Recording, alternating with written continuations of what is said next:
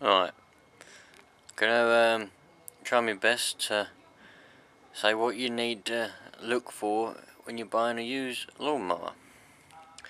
So, one of the first things that you want to look for is just look at the general condition of the mower.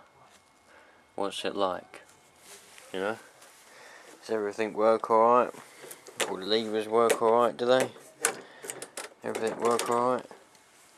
That one doesn't because it's broken, but just look in general. Is the pull start alright? Does the deck look alright? You know? A little bit of surface rust won't matter. You know, if the paint's flecking, it won't matter. But if it's rusting so much that it's all rusting away, and it's all soft when you push on it anywhere, that could cause problems. Do these work alright? The height adjusters. Does it? Some mowers don't have them on every wheel. Some of them only have them on the back, or just one for both backs and one for both fronts, for example. What's the air filter like? Is it dirty? You know. Take a quick look in the tank. Is there loads of dirt in there?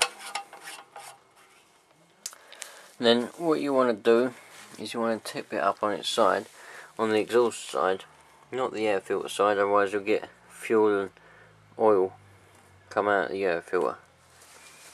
So you want to tip it up and have a quick look underneath and look at that blade. What does it look like? Is it all rusty? Does it have loads of chips and dents in it? A few dents and a few chips won't matter. And then you want to start it up. Does it start alright? A lot of people think that if it doesn't start on the first or second pull, then it's no good. Well, that's not true.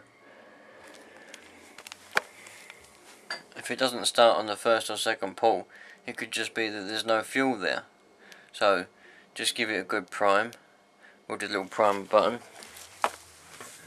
You know, there should be 3 or 4 pushes on that. And you should be able to feel the fuel going in. If you don't feel it going in, there's either something wrong or it's out of fuel. If it has a choke, then you want to use the choke. But you know, as long as it starts, you know, I would any more than 10 pulls, and there's probably a problem somewhere. So you want to see what it starts like. Chug? Does it chug at all? You know, does it run smooth? If it's a bit lumpy to start with and then it smooths out, that's no problem. That's perfectly fine. Is there a lot of smoke? Before you start it up, you want to check the oil. If you check the oil and there's too much, it's not a bad thing really. Just drain a bit out if you decide to buy it. If there's not enough, it could be an indication that it's burning oil. So when it starts up, you want to check for blue smoke, and then you want to leave it running for a couple minutes, maybe 5 minutes, just to see if any blue smoke appears or any smoke at all really. A bit of blue or black smoke on start up and then clearings, no problems. That's all good. A lot of people think that because there's a bit of smoke, yeah, no good. Well, that's not right. A little bit of smoke, no matter at all. You usually expect that with the carbureted lawnmower engine. So you've checked over the mower, you've checked the blade, you've checked the engine and the air filter and the deck, and everything seems to be alright. So then you want to check the grass box. This particular mower doesn't have a grass box because it's missing. But just check it to make sure it ain't got no holes or anything in it. You know, so it's down to you, whatever you want to use the mower for, and what you're paying for the mower. If you're paying not a lot, then you expect a few holes, you know, it doesn't matter. As long as the holes ain't too big that all the grass flies out, it doesn't matter. You know, make sure all the handles are all good, nothing's loose, no wheels are loose, everything's okay. Then you should be good to go, really. Friction Stratton is an engine most people normally go for.